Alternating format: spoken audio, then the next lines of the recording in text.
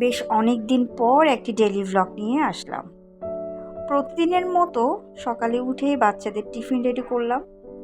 আর বড় ছেলের যেহেতু ক্লাস একটু আর্লি শুরু হয়, মানে 8টা থেকে শুরু হয়, তাই ওকে আগে স্কুলে পাঠাতে হয়।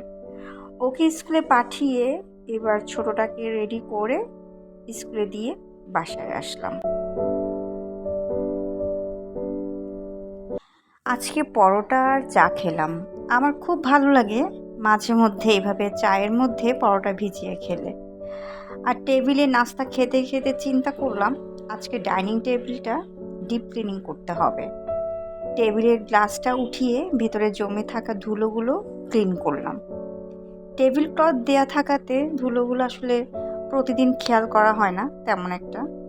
টেবিল ক্লথ না দিলেও তো হয় না, কারণ গ্লাসে স্ক্র্যাচ পড়ে যায়। যাই হোক, এভাবে ডাইনিং টেবিলটা ক্লিন করতে করতে প্রায় অনেকক্ষণ লেগে গেল। এরপর রান্নাবান্না, গোসল, নামাজ, খাওয়া দাওয়া সব কিছু সারতে সারতে আজকে আমার প্রায় বিকেল হয়ে গেল। আর আজকে সন্ধ্যার নাস্তায় বানিয়েছিলাম মিট বক্স। মিট বক্সটা আমার বাচ্চাদের খুবই পছন্দের, শুধু বাচ্চাদের না, আমিও খাই। আমারও খুব ভালো লাগে মিট বক্স খেতে।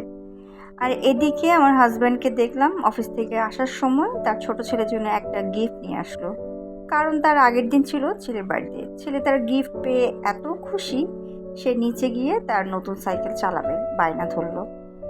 তো ছেলেকে বললাম, তুমি স্কুলের হোমওয়ার্ক শেষ করো, দেন নিচে নিয়ে যাও।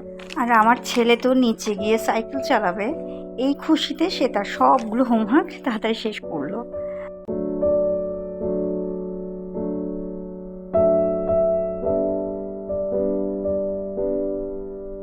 দেন আমি রাতের খাওয়া ওকে খাওয়ালাম, আমরাও খেলাম।